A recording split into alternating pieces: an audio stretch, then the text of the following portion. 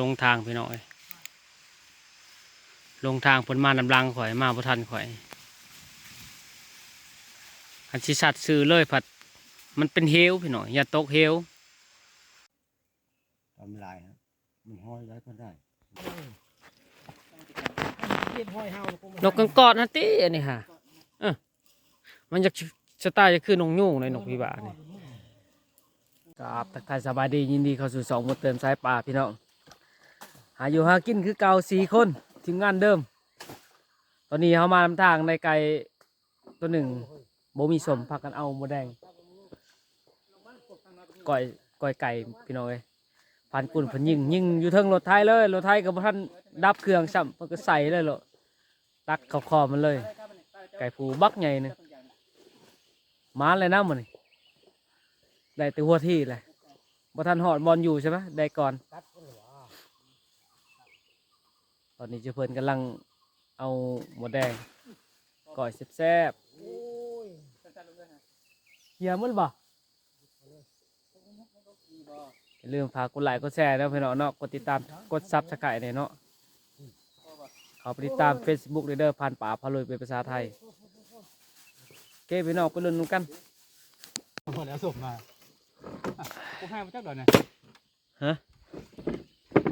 นี่เลยนกแซวอยู่เอ้ยหย่อนแซงในผ่านพ้นปุ่นนี่แหละยิงอยู่เทิงรถไทยก็ยังบ่ได้รับว่าเดือยยาวเนาะงามเลยเดือยเดี๋ยวตัวหนึ่งมาให้บ่มือนาจือเด้อนี่ยังห่างหนึ่งเด้อนี่มีกลมให้แล้วอยู่เทิงไปเอากลมให้ตัวเฮาเห็นน่ะเขาหักว่ะมีเขามาแรกอยู่ทำลงบ่เห็นทำลงแลนขุบไก่น่ะก็เลือดไก่จนเขาตาเดี๋ยวเลือดคนลึกหอดจนมาไปทางเลยพี่น้องฮะอยู่เทิงผู้ใดอยู่เทิงทางรถผู้ใดอยู่เทิงทางรถใดเขาจะบึ้งตัวนั้นก็เดิมจะขึ้นมาตัวนี้ตัวทำมันยังอ่ะเกินประมาณ30 นาทีมาหาแบบนี้สิได้เด้เนาะไปน้ำเดือดตอนนั้นก่อนก่อยแล้วบ่ไก่นี่ก่อยแล้วเนาะจะคนนึงขึ้นมาตัวนี้ทำมันยังดึกต้องมากันไหมไปมันเพิ่งมา30 นาทีพอดีใกล้แล้วกำลังนกได้ข้ามไปส่งเลยกันข้ามไปส่งกำลังนกเขามาให้ตัวนี้อาชิยังตัว2 งานยังใจเย็นกันแน่เด้ยังตรงนี้ไม่ลืมหรอกมาแล้วลืมเลี้ยงหรือคงขอตัวหนึ่งคนน้ำมันมันเก่านี่ใจเย็นนี่ใจเย็นนะ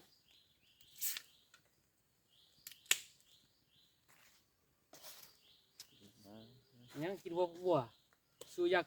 ากกำลังก็ไปหน่อยหมดแดงเฮานี่ใส่ก่อยไก่กินข้าวกินน้ำแล้วจังเลาะยิ่งชัดไปหน่อยตอนนี้ก็มาหอดพี่ก็เกือบ7 โมงยังเลยเนาะเขาออกจากบ้านกะ4 โมงเช้าหรือว่าตี 4มาจอดต้นให้หรือว่าต้นไส้เนาะบางแรงนี่ว่าพิษพี่น้อยFC พังไทยเลยกระเจ้าเลยว่าโมเมนต้นไทยต้นไส้ว่ะต้นช่อช้างเด็กนะเด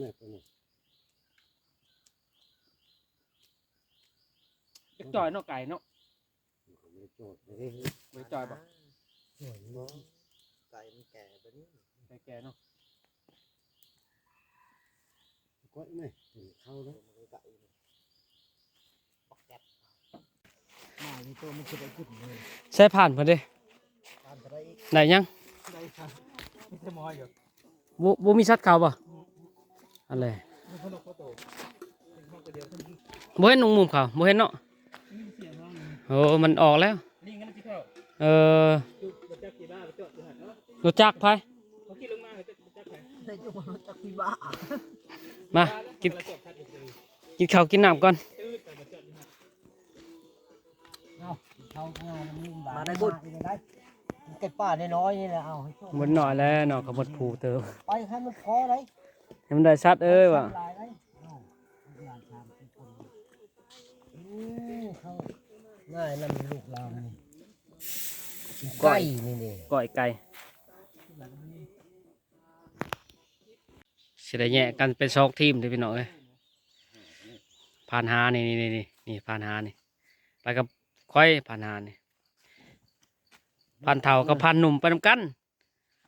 ผ่านกุล เอ้ยมดแดงทุกมด พุ่นละตอนเช้าพุ่นละจะมาลุ้นนำกัน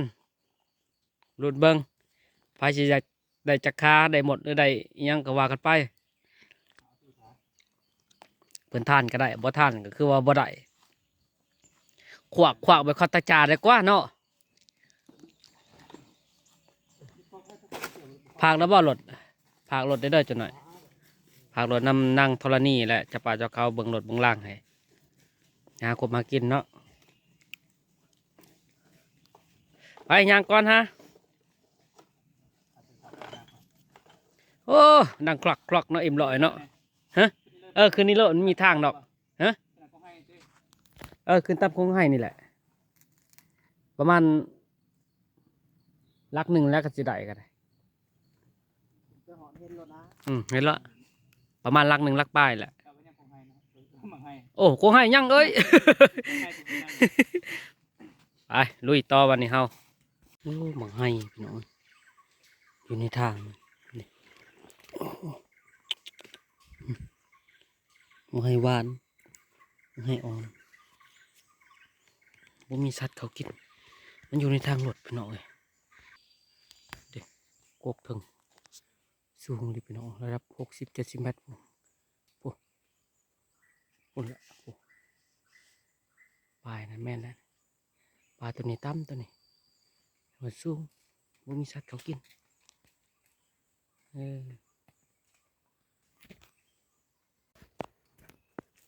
ต้องตรงนี้แหละ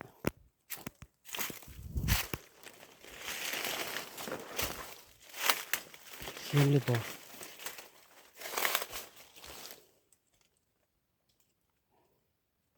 เดี๋ยวเฮ็ดเลยเป็นไง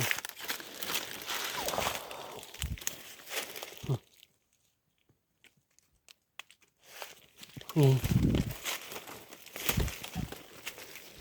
มาแล้ว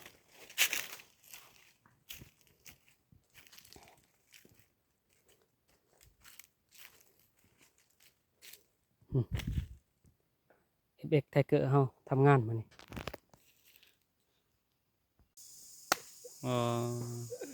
เผากงไห้ตบยุ่งแปะบุแมนยุ่งนี่ตบแมงกีสูดชัดพี่ช่างมันจะเข่ากงไห้พี่น้องเอ้ยตายแล้วนี่กงไห้เฮากะไห้กับปลายมังไห้แดงพี่น้องอ่อนนะมังไห้หวานสมๆบูชูพี่น้องเอ้ยประมาณ20 เมตรมาดูน้ำกันตอนแรงตอนนี้ฮะก็ได้12 โมงประมาณบ่ายโมงก็เริ่มแล้วเริ่มนั่งประจำบอลไปบอลมันอีกแต้มพี่น้องเอ้ยก็เล่นเก็บแต่ละแต้มยิ่งบ่ไหวแมงกีชูดนี่แมงกีชูดลายเลยอ่อนเนาะมังไห้เนาะชัดเขาดีแล้วมือแรงคักนะมังไห้มาแล้วตอนนี้เฮาก็มาพบกบไห้ตัวเฮาเห็นมือเสานี่ตอนนี้ก็ให้ผ่านหาเพิ่นไปนั่งส่วนเทิงส่วนเขาพเจ้าเองนั่งอยู่หลุมนั่งคนละส่วนพลึกว่าแม่งอะไรพี่น้องเอ้ยแม่งขี้สูดนะโอ้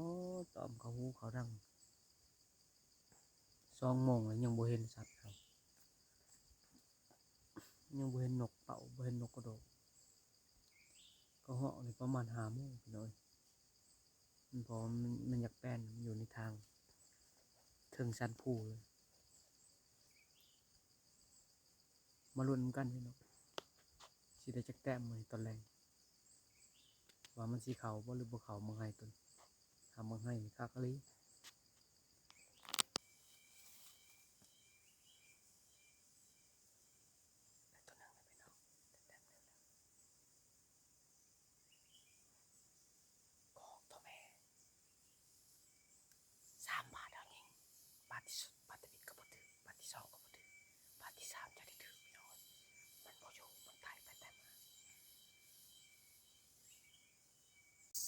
นกบัวยักษ์เขาพี่น้องเอ้ย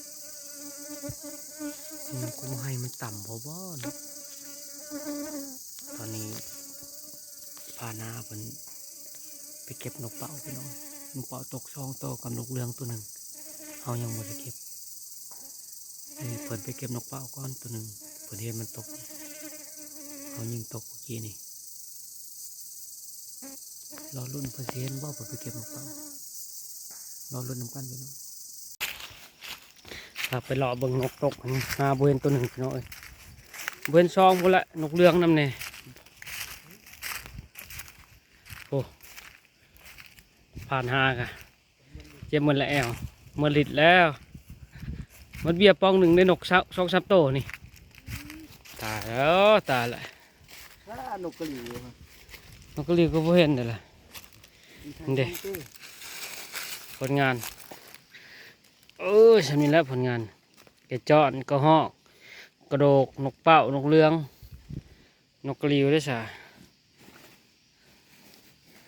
เด้พี่น้อง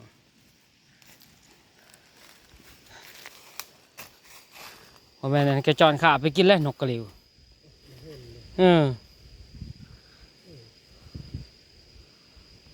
ลงทางพี่น้องลงทางผลมานำลังข่อยมาบ่ทันข่อยอันชิสัตซื้อเลยผัดมันเป็นเฮลพี่น้องอย่าตกเฮลคอยมาระวังตกได้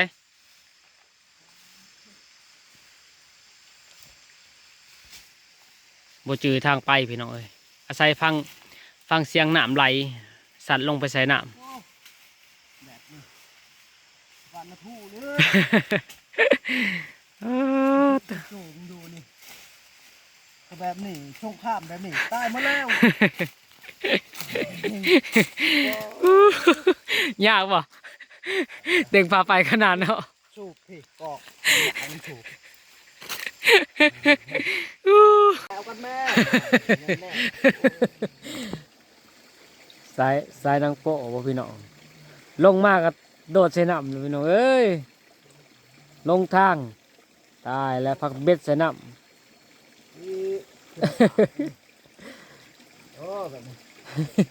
ผู้เอาลงอยู่เทิงพุ่นแหละพุ่นชั้นบ่ชั้นพี่น้องผู้มาแต่เทิงอันนี้ยังธรรมดามงคนแห่งชั้นคำว่าพลาดก็ถือว่าลงกิ่งลงหอดหวยเลยนะ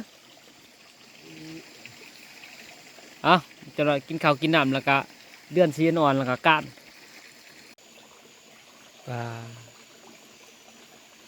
5 กับ 4 ทุ่ม5 กับ 10 โมง10 โมงกลางคืนหรือว่าทั้งประเทศไทยก็ว่า4 ทุ่มเนาะพี่น้องนายพานเฮาก็ได้เอี่ยวแห้งได้เมื่อดิดเลยรับเอาตาโอ้เพิ่นยังบ่ใช้งานเนาะมื้อนี้เนาะใช้งานน้อยเดียวก็นกเป่าข้างครับ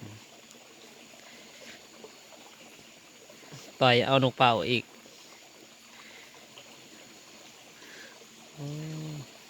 มานอนน่ะนี่บ่ได้มาการเลยพี่น้องเอ้ยนอนเอาตาพี่น้องประมาณ10 โมงครึ่งหรือ11 โมงยังหาหลอกการหลอกหัวหน่อยลงใส่หัวใหญ่หลอกขึ้นเลยเอานอนไอ้น้องนอนมึงเดือดสั่งผู้ดีกินเลย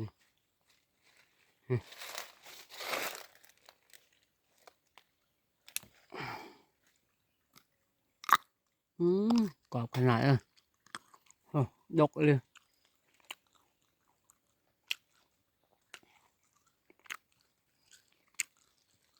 เอาแม่นายพาน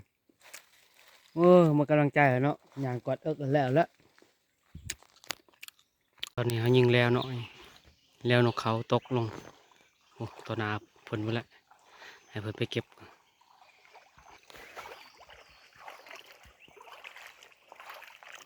มืออยากได้เนาะ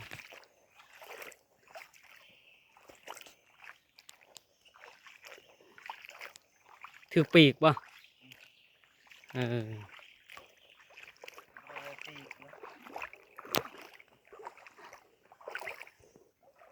เขา เขาปอดเขาก็โตเนาะมาเลย มันตัวเสามันตอนเสาร์ตัวเดียว ก็ไม้ลำเหยาวเลยเขาบัก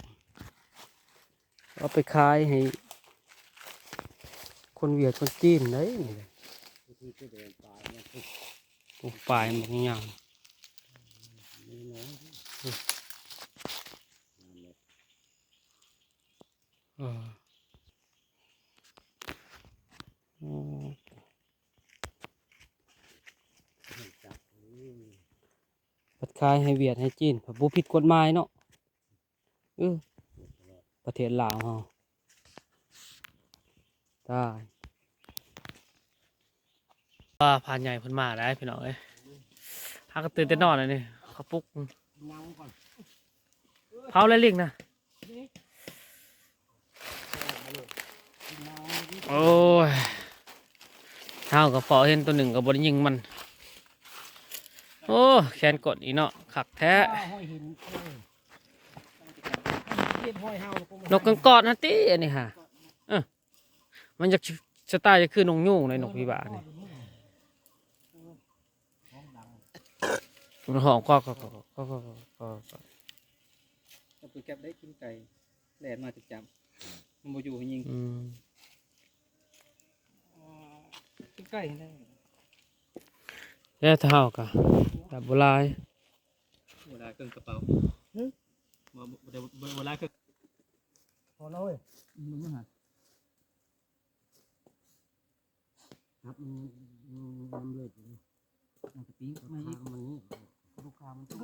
เวลาบรรทุกกับไม้ ยังไงอย่างไรยินอะไร มันลูกไปก่อนครับเห็นบ่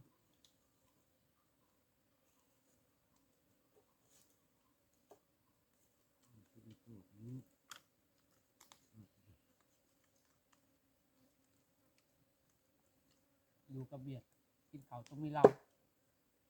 แต่ข้าวโอ้ยกินจะมากินหน่อยกินจะเมา